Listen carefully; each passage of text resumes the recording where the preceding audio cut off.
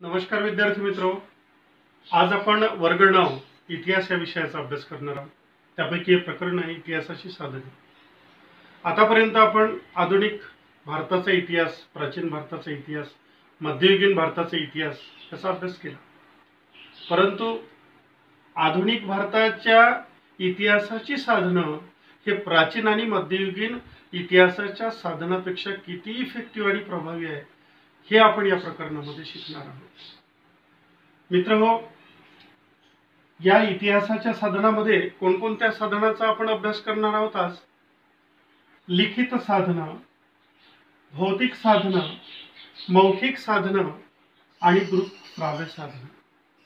म्हणजे इतिहास हा आज ज्या गोष्टी वर्तमान काळात घडत आहे, मग त्या प्रादेशिक स्वरूपाच्या असो, राज्यस्तरीय स्वरूपाच्या असो, राष्ट्रीय स्वरूपाच्या असो की आंतरराष्ट्रीय स्वरूपाच्या असो की त्या गाव पातळीच्या असो, वर्तमान काळात घडणाऱ्या सर्व गोष्टींचा लेखाजोखा जेव्हा जमा होतो, मग तो चांगला असो अथवा वाईट असो, तो अभिलिखित केला जातो, तो लिहिला जातो। मग त्या इतिहास निर्मितीच्या कोणकोणती साधनं आहेत, म्हणून सर्वप्रथम आपण लिखित साधनाचा या ठिकाणी अभ्यास करणार आहोत।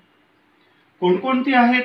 विद्यार्थी मित्र, तुम्हाला प्रश्न विचारला जातो परीक्षेमध्ये की लिखित साधनं कोणती, इतिहासाच्या आधुनिक इतिहासाची लिखित साधनं कोणकोणती आहेत, विस्तृतपणे लिहा। तर इतिहासाचा अभ्यास करताना कधीही आम्ही एखादी डायग्राम काढून एखाद्या मोठ्या आशयाची स्वतः आपण डायग्राम तयार करायची, आकृती तयार करायची आणि आकृतीमधले सगळे जे पॉइंट्स आहेत, जे मुद्दे आहेत ते पाठ करायचे आणि पाठ झाले की मग प्रत्येक मुद्द्याचं विश्लेषण करायचं। ही पद्धत मला वाटतं ही अतिशय प्रभावी असं एक तांत्रिक पद्धत आहे। तर लिखित साधनामध्ये किती पॉइंट्स आहेत? 1 2 3 4 5 6 7 8 9 पॉइंट्स आहेत। मला परीक्षेमध्ये प्रश्न विचारला लिखित साधनं कोणती, तर पटकन मला 9चा आकडा माझ्या डोक्यात आला पाहिजे। मग 9चा आकडा आला म्हणजे 9 मुद्दे मला या प्रश्नामध्ये लिहायचे आहेत। पहिला मुद्दा कोणता आहे? कोशवाङ्मय। कोशवाङ्मय म्हणजे जेव्हा कोश लिहिला जातो, एखाद्या माहितीचा एक मोठा साठा निर्माण होतो, त्याचं जे वाङ्मय निर्माण होतं ते इतिहासामध्ये जमा होतं, इतिहासात त्याची नोंद असतं आणि हे येणाऱ्या प्रत्येक पिढीला ते वाचायला मिळतं। त्यानंतर वृत्तपत्रे आहे। प्रत्येक दर दिवशी जे साप्ताहिक असो, पाक्षिक असो, दररोजचे जे वर्तमानपत्र आहेत त्याच्यामध्ये ज्या नवीन नवीन बातम्या येतात। विद्यार्थी मित्र, इतिहासाचं जे पुस्तक आहे त्याचं पहिल्या क्रमांकाचं पेज ओपन करा। याच्यामध्ये तुम्हाला ही डायग्राम दिसेल लिखित साधनाची। याच्यामध्ये एक शब्द आहे बघा, अभिलेखागार।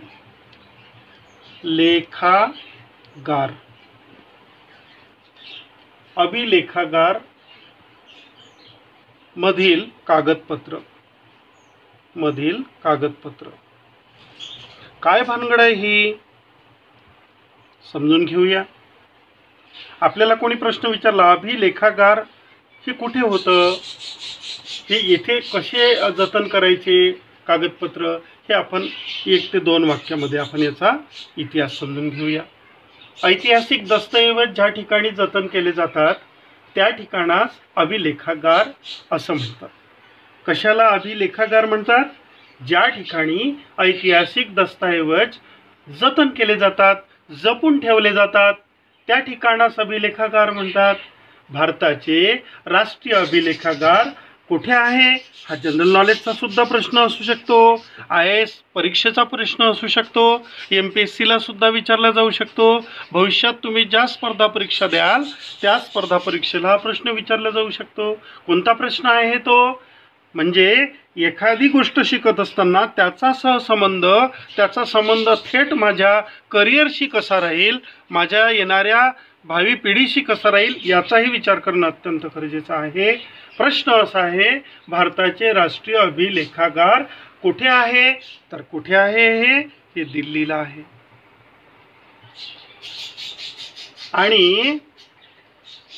आशिया खंडामध्ये, म्हणजे ज्या खंडामध्ये आम्ही राहतो त्या खंडातील, आशिया खंडातील सर्वात मोठं, म्हणजे आशिया खंडामध्ये जेवढे देश येतात त्या सर्व देशांमधून आमच्या दिल्ली येथे असणाऱ्या, आमच्या राजधानीच्या ठिकाणी असलेल्या अभिलेखागारामधील जे कागदपत्र आहे, जो संच आहे, हा सर्वात मोठा आहे.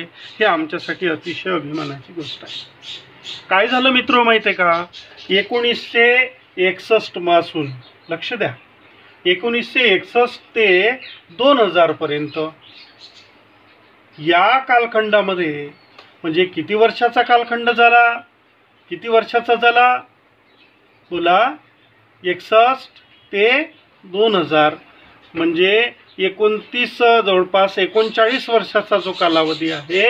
या कालावधीमध्ये सुरुवातीला छापील माध्यमांना, विशेष वृत्तपत्रांना पर्यायाने असेच दिसते. त्या काळात सुद्धा आम्ही अभ्यास केला. तर जेव्हापासून भारतामध्ये उदारीकरणाचं हे सुरू झालं, उदारीकरण सुरू झालं, त्या वर्षीपासून आपण पाहतो आहे की इलेक्ट्रॉनिक जो मीडिया आहे, इंटरनेटचा जो वापर आहे, हा सार्वत्रिक होऊ लागला. आणि म्हणून छापील माध्यमाच्या द्वारे जे इतिहास लेखन केलं जायचं त्याला एक अल्टरनेटिव्ह, त्याला एक पर्याय या ठिकाणी आपल्याला मिळालेला होता या कालावधीमध्ये. तर हे जे मुद्दे आहेत, एक एक मुद्दा आपण थोडक्यात समजून घेतला तर अतिशय चांगलं राहील. तर याच्यामध्ये वृत्तपत्रे हा जो मुद्दा आपण आता समजून घेऊया. वृत्तपत्रे तुम्हाला माहीत आहे, ज्याला आपण इंग्लिशमध्ये न्यूजपेपर असं म्हणतो. तर याच्यामध्ये काय असतं, तर राष्ट्रीय स्वरूपाच्या, आंतरराष्ट्रीय स्वरूपाच्या, मग ते राजकारण असो की कला असो, क्रीडा असो, साहित्यविषयक कोणत्या बातम्या असो, समाजकारण असो, सांस्कृतिक काही घडामोडी असो, या सर्व घडामोडी या वृत्तपत्रामध्ये छापून येतात. तुम्ही पाहिलं असेल त्या वृत्तपत्रामध्ये वेगवेगळ्या पद्धतीचं जिल्हानिहायपासून तालुक्यातल्या बातम्या, जिल्ह्याच्या बातम्या, प्रादेशिक बातम्या, नॅशनल लेवलच्या बातम्या, इंटरनॅशनल लेवलच्या सगळ्या बातम्या त्या वृत्तपत्रामध्ये छापून येत असतात. आणि म्हणून छापील माध्यमांमध्ये चळवळीची मुखपत्रे, राजकीय पक्षांची दैनिके, साप्ताहिके, मासिके ही अतिशय महत्त्वाची असतात. स्वातंत्र्यपूर्व कालावधीमध्ये तुम्ही पाहिलं असेल की वेगवेगळे वर्तमानपत्र आपल्या देशक्रांतिकारकांनी आणि समाजसुधारकांनी त्यावेळी काढलेले होते. तर काही वृत्तपत्रे वर्षाच्या शेवटी, तर वर्षभरातील महत्त्वाच्या घटनांचा आढावा घेणाऱ्या पुरवण्या काढतात. त्यातून वर्षभरातल्या ज्या काही महत्त्वाच्या घटना आहेत त्या समजण्यास मदत होते. आणि आपल्याला येणाऱ्या ज्या काही भविष्यामध्ये जनरल नॉलेजच्या संदर्भातल्या जेवढ्या काही माहिती असेल आपल्याला तिथून मिळू शकते. तो विद्यार्थी मित्र, तुम्ही PTI हा शब्द हे ऐकलेला आहे का कुठे? PTI, तुम्हाला हा सुद्धा जनरल नॉलेजचा एक प्रश्न विचारला जाऊ शकतो. What is the long form of the PTI? काय PTI काय भानगड आहे? तर P for press, P for press, T for trust, T for trust and I for India, म्हणजे प्रेस ट्रस्ट ऑफ इंडिया. ह्या 1953 नंतर भारतातील बहुसंख्य वृत्तपत्रांसाठी सर्व महत्त्वाच्या घटनांचे प्राथमिक तपशील, महत्त्वाच्या विषयावरील लेख, या ज्या काही लेख येत होते ते प्रेस ट्रस्ट ऑफ इंडिया हा त्याचा महत्त्वाचा स्रोत होता, म्हणजे सोर्स होता. तर या प्रेस ट्रस्ट ऑफ इंडियानं वृत्तलेख, छायाचित्र, आर्थिक, वैज्ञानिक विषयावरील लेख व वृत्तपत्रांना पुरवलेले होते.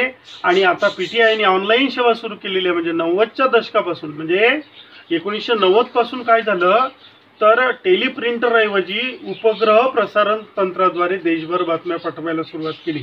आधुनिक भारताच्या इतिहास लेखांसाठी हा मजकूर अत्यंत महत्त्वाचा आहे. त्यानंतर दुसरा मुद्दा आपण घेऊया, टपाल तिकीट. तुम्हा सर्वांना विद्यार्थी मित्र माहीत आहे टपाल तिकीट कसे असतात.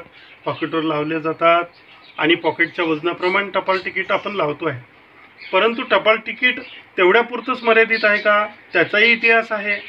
आणि ती बोलत जरी नसली ना तरी इतिहासकार त्यांना बोलके करतो. म्हणजे त्या विशिष्ट वर्षात, विशिष्ट परिस्थितीत, विशिष्ट एखाद्या महान व्यक्तीच्या नावाने ते तिकिटांचं प्रिंट आउट केलं जातं. आणि काय बदल घडून आलेले आहेत त्या तिकिटांमध्ये, त्याच्या आकारामध्ये काय काय वेगळेपणा आहे, त्याच्या रंगसंगतीमध्ये काय वेगवेगळेपणा आहे, ह्या जसा जसा काळ बदलला ना तसं तसं त्याचे कलर्स, त्याच्या डिझाईन्स हे सर्व बदलत गेलं. आता टपाल खाते तुम्ही पाहिलं असेल की त्या टपाल तिकिटांवर कुठे कुठे राजकीय नेत्यांचे फोटो आहेत, कुठे कुठे वनस्पती आहे, कुठे कुठे प्राणी आहे, पक्षी आहे, एखादी घटना दाखवलेली आहे, एखादं रौप्य वर्ष आहे, सुवर्ण वर्ष आहे, अमृत महोत्सव आहे, एखाद्या महान महापुरुषाचा अमृत महोत्सव आहे, महापुरुषाचा सुवर्ण महोत्सव आहे, एखाद्या महापुरुषाला 100 वर्ष पूर्ण झाले, एखाद्या महापुरुषाला 200 वर्ष पूर्ण झाले, एखाद्या महापुरुषाला 300 वर्ष त्याच्या मृत्यूला जन्माला पूर्ण. थोडा आपण टपाल तिकिटाविषयी अधिक जाणून घेऊया. ठीक आहे.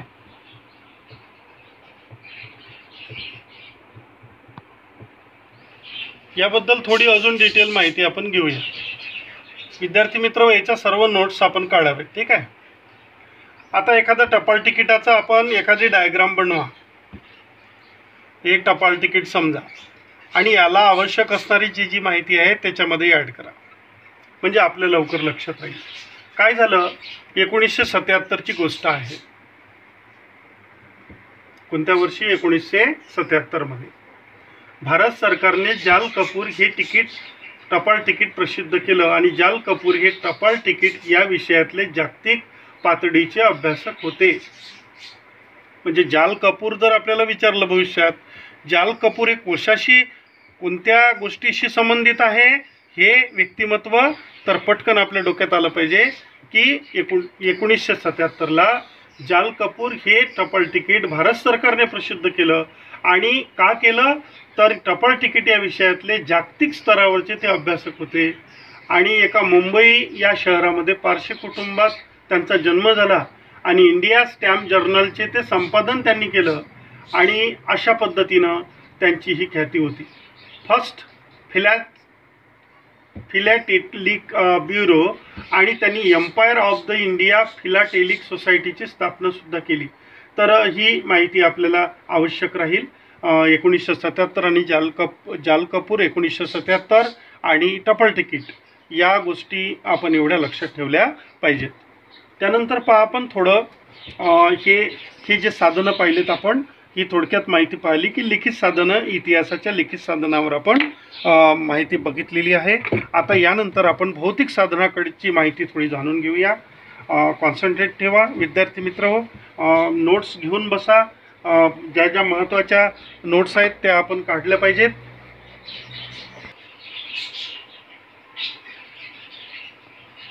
आता आपण वळूया इतिहासाचं जे दुसरं साधन आहे, भौतिक साधन. भौतिक साधनामध्ये आपण पाहूया की याच्यामध्ये नाणी, याची एक छोटीशी डायग्राम बनवून घ्या. त्यानंतर प्रार्थना स्थळे, एक एक आपण समजून घेऊया पहिल्यांदा. ठीक आहे. भौतिक साधन, तर नाणीविषयी आपण माहिती जाणून घेऊया पहिल्यांदा.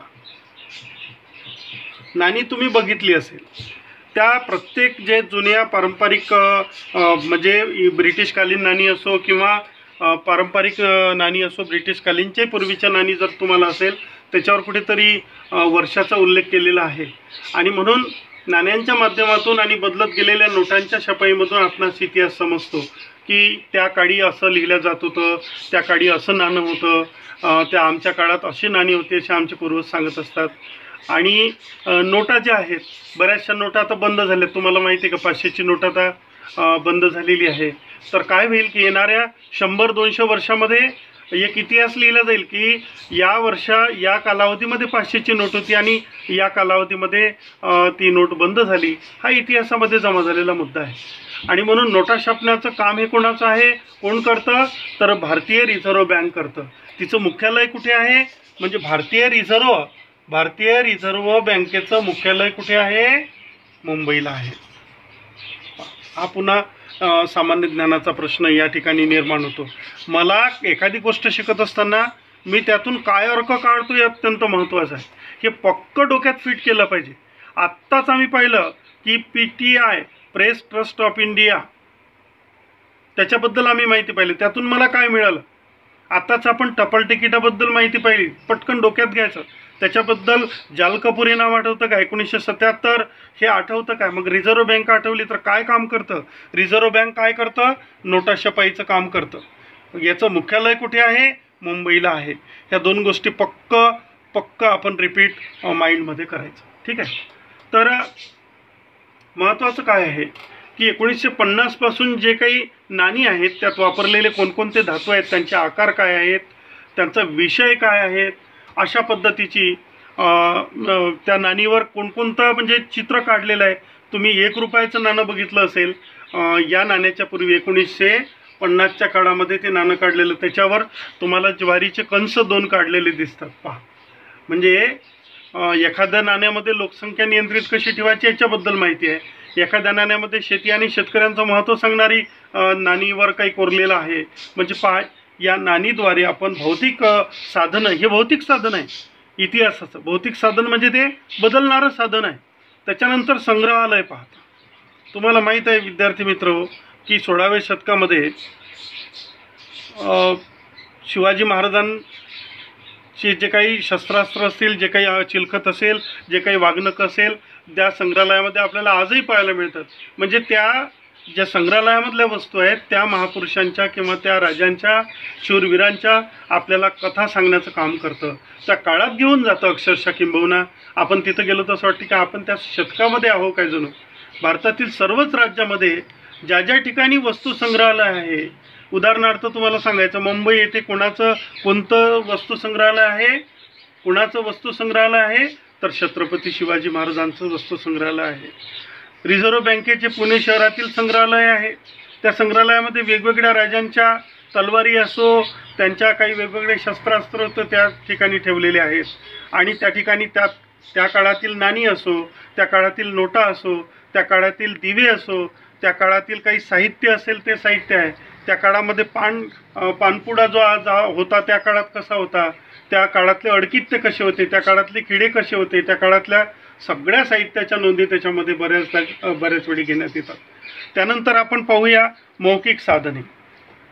मौखिक साधने पहा. मौखिक साधनेमध्ये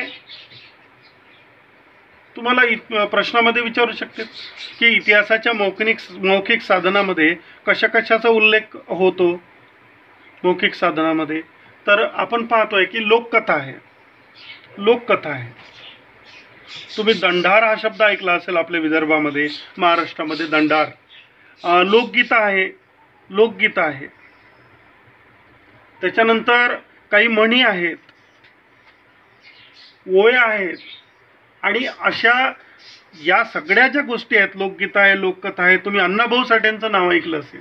म्हणजे भारतापासून तर रशियापर्यंत पोवाडा गाणारा माणूस, पोवाड्यातून प्रबोधन करणारा माणूस. अण्णाभाऊ साठेंच्या त्या काळात गायलेल्या जे काही पोवाडे आहेत, म्हणी आहेत, हे मौखिक म्हणजे तोंडावाटे तुम्हाला जे साहित्य निर्माण झालेलं आहे, आपल्या मुखातून जे साहित्य निर्माण झालेलं आहे, तर याची कुठेतरी शाहीर अमर शेख आहे यांच्या त्या पोवाड्यातून इतर कार्यकर्त्यांना सुद्धा प्रेरणा मिळते.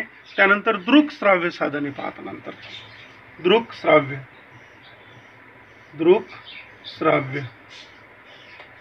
साधने.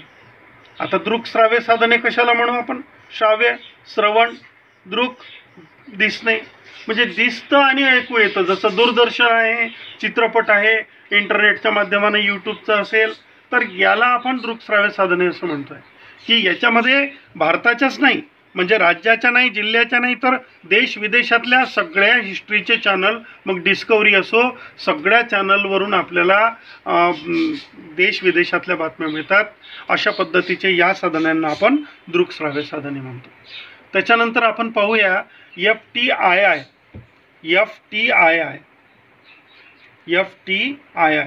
तुम्ही ऐकलं आहे का विद्यार्थी मित्र? FTII आत्ता गेल्या 2-3 वर्षापूर्वी फार मोठा संघर्ष चालला. FTIIच्या स्टुडंटनी खूप मोठे धरणे दिले. त्यांच्या प्रमुखाविषयी जे काही वाद निर्माण झाला होता, तो वाद आपण दूरदर्शनवरून ऐकलाच असेल, कदाचित तुमच्या ऐकण्यात आलं असेल.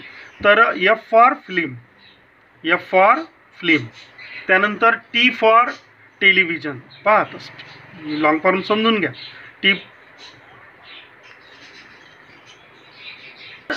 Television, T for television. त्यानंतर I फॉर इन्स्टिट्यूट. आणि सेकंड आय फॉर इंडिया. काय लॉंग फॉर्म झालं विद्यार्थी मित्र? Film and television institute of India. म्हणजे कोणतं इन्स्टिट्यूट? भारतातलं कोणतं इन्स्टिट्यूट जे फिल्म आणि टेलिव्हिजनशी संबंधित आहे. म्हणजे कुठे स्थापना झाली, कधी झाली? मग FTIIचा आम्ही लॉंग फॉर्म समजून घेतला, पण कुठे स्थापना झाली, कोणी केली, कोणी स्थापना केली, कोणी केली? पहा, इतिहास शिकताना कोणी स्थापना केली? मलाच प्रश्न विचारला पाहिजे, उत्तर मिळालं भारत सरकारने केली. कधीच विसरणार नाही. FTIIची स्थापना कोणी केली? भारत सरकारने केली. केव्हा केली? 1960 मध्ये केली. दोन्ही प्रश्नांचे उत्तर भेटले.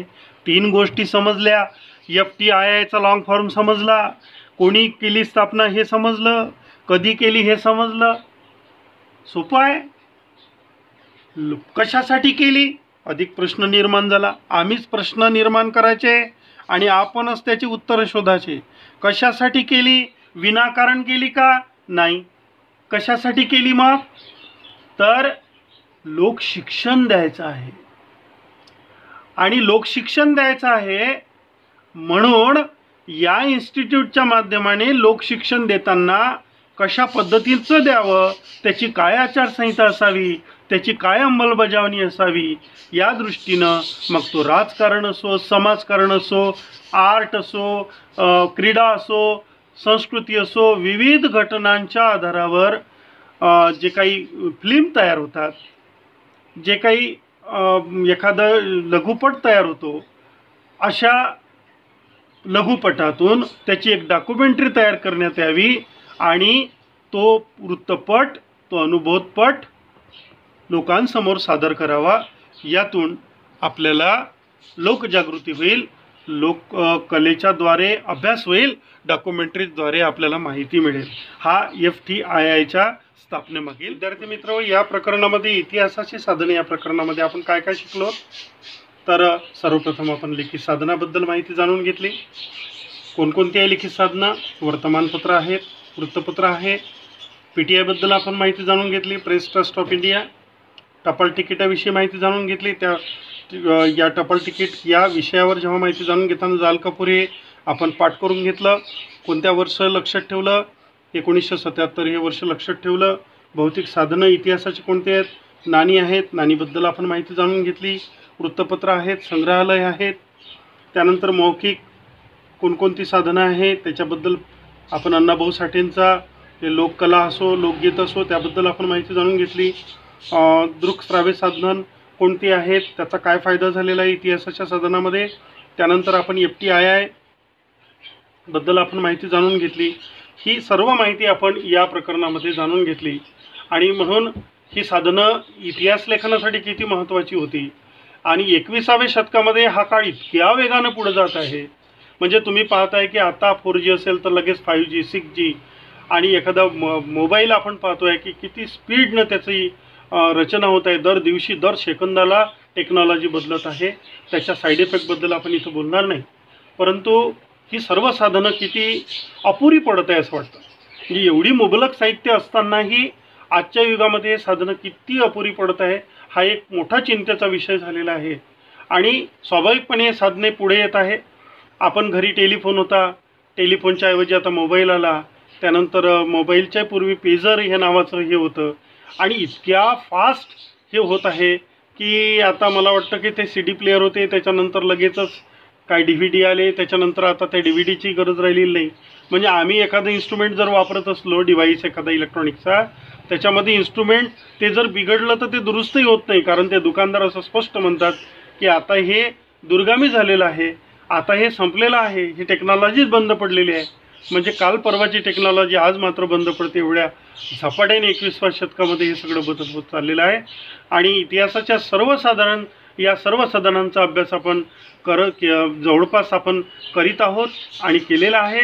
आणि अशा पद्धतीनं हा इतिहास हा जीवनातील सर्व अंगांना स्पर्श करणारा की साधना असल्याने साधनांच्या जतनाचेही प्रयत्न सर्व स्तरावर होताना दिसतात. यानंतर एक स्वाध्याय याच्यामध्ये दिलेला आहे पेज नंबर 4वर. मला आशा आहे की तुम्हाला हे प्रकरण समजलेलं आहे आणि तुम्ही अगदी पुस्तकाचं एकदा वाचन करा आणि स्वाध्याय करताना अजिबातही पुस्तकात पाहून स्वाध्याय सोडवू नका. आणि स्वाध्यायामध्ये जे प्रश्न दिलेले आहेत, कार्नेलिया आहे, काही उपक्रम आहेत, तर हे उपक्रम आणि कार्नेलिया तितकंच मर्यादित न राहतात. मला शिकलेल्या भागातून उत्तरं तर शोधता आलीच पाहिजे, प्रश्नच नाही, परंतु त्या शिकलेल्या भागावर मी स्वतःचे माझे 10 प्रश्न कसे तयार होतील हा अत्यंत महत्त्वाचा मुद्दा आहे की स्वतः शिकलेल्या भागावर मी किमान 10 प्रश्न तयार केले पाहिजेत आणि 10 प्रश्नांची उत्तरं मी स्वतःच्या भाषेत स्वतःच्या शब्दात मी लिहू शकलो पाहिजे. ही जर आपल्याला ही ताकद जर निर्माण होत असेल तर खऱ्या अर्थानं आपण ते अध्ययन चांगल्या पद्धतीनं केलेलं आहे असं त्याचा अर्थ होईल. मला आशा आहे इंग्रजी या विषयामध्ये 2 मार्कांसाठी प्रत्येक पॅसेजवर पर्सनल रिस्पॉन्स म्हणून क्वेश्चन येतो. तर तुमचं स्वतःचं मत जरी इथं मांडता नाही आलं मात्र शिकलेल्या भागातून तुम्हाला जोडता येतं का? तुम्हाला टेलिव्हिजनच्या माध्यमानं अधिक त्या संदर्भात रिझर्व्ह बँकेच्या बाबतीत काही माहिती मिळाली तर अजून त्याच्यात ॲड करता येतं का? टपाल तिकिटाच्या संदर्भात काही माहिती मिळाली तर तुम्हाला ॲड करता येतं का? यासाठी तुम्हाला 24 तास अलर्ट राहणं गरजेचं आहे. आणि म्हणून विद्यार्थी मित्रो, हे जर तुम्हाला अजूनही ज्ञान वाढवायचं असेल तर उपक्रम तुम्हाला सांगू इच्छितो की एक वही बनवा आणि त्याच्यामध्ये एक वही बनवली की दररोज टेलिव्हिजनवर वेगवेगळ्या चॅनलमध्ये ज्या काही न्यूज चॅनल असतात त्या न्यूज चॅनलच्या वर त्या वहीच्या सुरुवातीला दिनांक टाका, डे टाका आणि एक टाईम टाका की कोणत्या वेळेस मी कोणतं चॅनल पाहिलं आणि चॅनलचं नाव टाका आणि तिथे येणारी जी बातमी असेल मग ती प्रादेशिक असो, राज्यस्तराची असो की आंतरराष्ट्रीय असो, राष्ट्रीय असो, या सगळ्या बातम्यांचं जतन करा, संग्रहित करा. निश्चितपणे तुम्हाला भविष्यात कामी येईल. आणि हे या ठिकाणी मी थांबतो. हे प्रकरण या ठिकाणी आपण संपवलेलं आहे. आणि स्वाध्याय केला की नाही याच ग्रुपवर मला कळवा. काही अडचण आली तर निश्चितपणे या ग्रुपवर मला तुम्ही विचारू शकता. धन्यवाद मित्र.